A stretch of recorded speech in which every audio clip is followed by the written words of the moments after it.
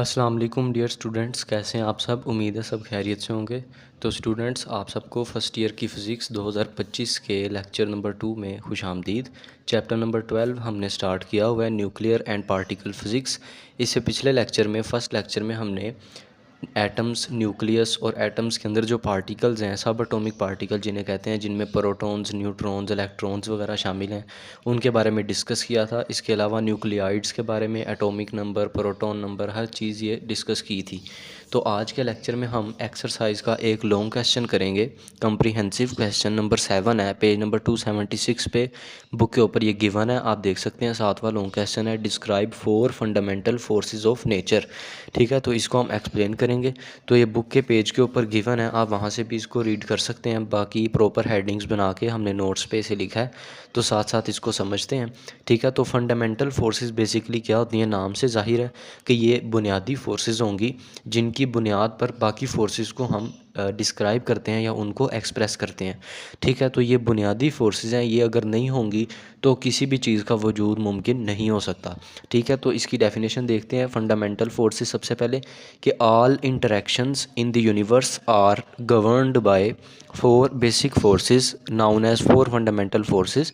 ठीक है, जितनी भी इंटरेक्शंस हो रही हैं पूरी कायनात में, चाहे वो छोटे से छोटे पार्टिकल्स के दरमियान है या चाहे बहुत बड़े बड़े पार्टिकल्स के दरमियान है, ऑब्जेक्ट्स के दरमियान है, जैसे एटम्स के दरमियान है या बहुत बड़े सितारों के दरमियान है। ठीक है, तो इन तमाम चीज़ों के दरमियान जो इंटरेक्शंस हो रही हैं वो फंडामेंटल फोर्सेस का नतीजा है।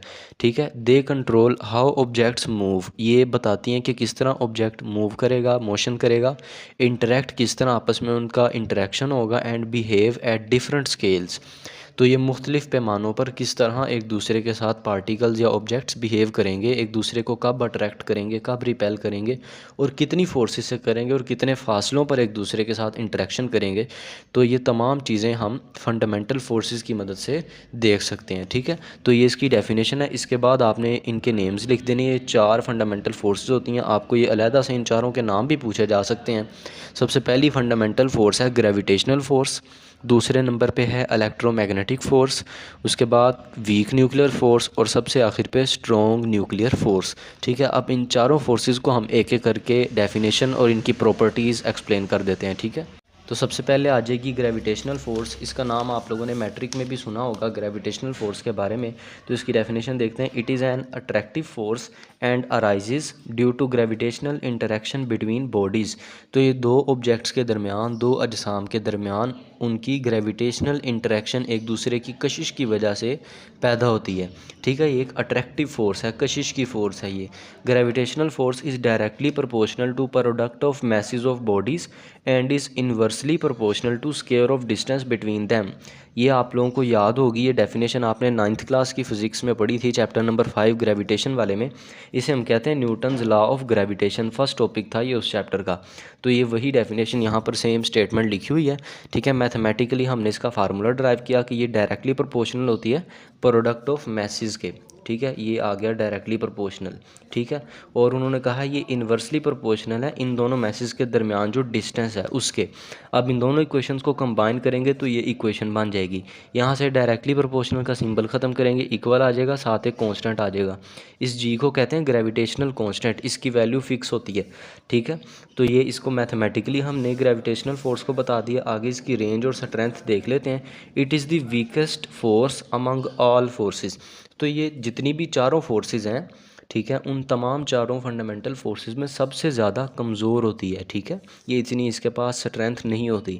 It is long range force of order infinite. तो ये एक लॉन्ग रेंज फोर्स है, यानी एक बड़े फासले पर ये अप्लाई हो सकती है। यानी इन दो ऑब्जेक्ट्स के दरमियान अगर फासला बहुत ज़्यादा बढ़ भी जाए तो तब भी इस फोर्स का असर महसूस हो सकता है, लेकिन वो ऑर्डर क्या होगा, इनफाइनाइट होगा। यानी कि ये इतने फासले पर भी अप्लाई हो सकती है, ये इनफाइनाइट फासले पर भी अप्लाई हो सकती है। इसका असर महसूस किया जा सकता है, डिपेंड करता है कि ऑब्जेक्ट्स का मैसेज कितना है। ठीक है, क्योंकि ये उनके डायरेक्टली प्रोपोर्शनल है।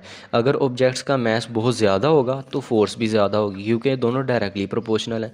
लेकिन डिस्टेंस अगर कम होगा तो फोर्स ज़्यादा होगी। ठीक है, डिस्टेंस अगर ज़्यादा होगा तो फोर्स कम होगी, क्योंकि दोनों इन्वर्सली प्रोपोर्शनल प्रोपोर्शनल है। ठीक है, तो इस तरह आप इसको मैथमेटिकली भी देख सकते हैं। आगे दूसरे नंबर पे है electromagnetic force. Electromagnetic force is responsible for electric field and magnetic field interactions, it follows inverse square law. तो ये भी बेसिकली इसी की तरह एक इनवर्स स्केयर लॉ को फॉलो करती है, लेकिन उन्होंने कहा है कि ये इलेक्ट्रिक फील्ड और मैग्नेटिक फील्ड इंटरेक्शंस, ये इन दोनों के दरमियान इंटरेक्शन बनाती है इलेक्ट्रिक और magnetic field. Electric field electric force की वजह से जनरेट होती है, ठीक है, करंट की वजह से पैदा होती है।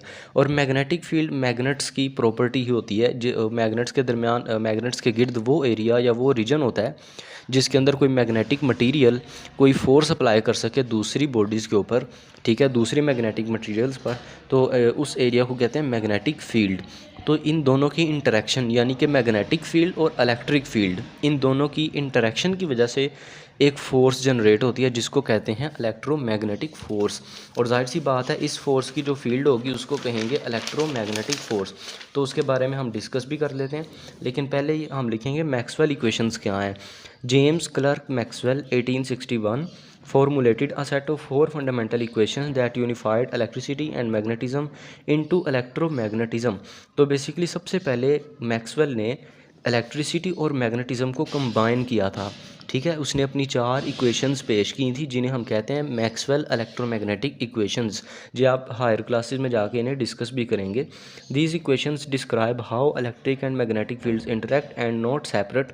उसने बताया था कि इलेक्ट्रिक और मैग्नेटिक फील्ड अलग अलग चीज़ें नहीं हैं, इन दोनों के आपस में इंटरेक्शन बहुत ज़्यादा हो सकती है। And how electromagnetic waves propagate, तो और उसने ये भी बताया था कि इलेक्ट्रोमैग्नेटिक वेव्स किस तरह पास करती हैं। इलेक्ट्रोमैग्नेटिक वेव्स ऐसी वेव्स होती हैं जिनके गुजरने के लिए किसी मीडियम की ज़रूरत मौजूद नहीं होती, ठीक है, जिनमें रेडियो वेव्स आ जाती हैं, एक्स रेज़ आ जाती हैं, ठीक है। तो ये इलेक्ट्रोमैग्नेटिक वेव्स थी, इसके बारे में भी मैक्सवेल ने डिस्कस किया था और अपनी चार इक्वेशंस मैथमेटिकली पेश की थी, ठीक है। आगे इसकी रेंज और स्ट्रेंथ क्या है इन फोर्सेस की, कि electromagnetic force is much stronger than gravitational force, ये ग्रेविटेशनल फोर्स ज़्यादा ताकतवर होती है, ठीक है। It is a long range force, ये भी एक लॉन्ग रेंज है यानी कि ज़्यादा फासले पर महसूस की जा सकती है, of order infinity, same gravitational की तरह। It causes all chemical reactions या बॉन्ड्स, तो ये तमाम केमिकल रिएक्शंस की भी जिम्मेदार होती है। आगे the areas in which electromagnetic force act are called electromagnetic field, तो बेसिकली ये इलेक्ट्रोमैग्नेटिक फील्ड की डेफिनेशन है।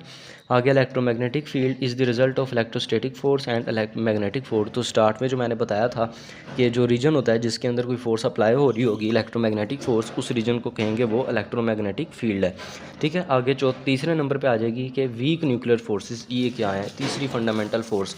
तो weak nuclear forces are responsible for radioactive decay, specially beta decay and interactions involving neutrino. तो ये जो weak nuclear forces हैं ये बेसिकली रेडियो एक्टिव डिके की ज़िम्मेदार होती हैं।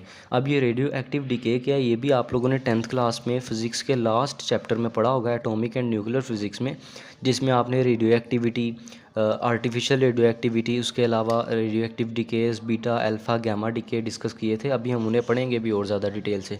तो बेसिकली ये रेडियो एक्टिव डिके क्या होता है, आपको पता होगा कि कोई मटेरियल जो रेडियो एक्टिव होते हैं, रेडियो एक्टिव एलिमेंट्स होते हैं, वो जब अपनी रेडिएशंस को एमिट करते हैं, ठीक है, उस प्रोसेस को हम कहते हैं रेडियो एक्टिव डिके। वो रेडिएशंस तीन किस्म की होती हैं, या वो अल्फ़ा होती हैं, या बीटा होती हैं, या गामा होती हैं, ठीक है। तो ये स्पेशली बीटा डिके, ये बीटा डिके की ज़िम्मेदार होती हैं weak nuclear forces and interactions involving neutrino, ठीक है। और वो पार्टिकल न्यूट्रिनो पार्टिकल्स के दरमियान जो इंटरेक्शंस होती हैं ये उसके बारे में भी हमें डिस्क्रिप्शन देती हैं।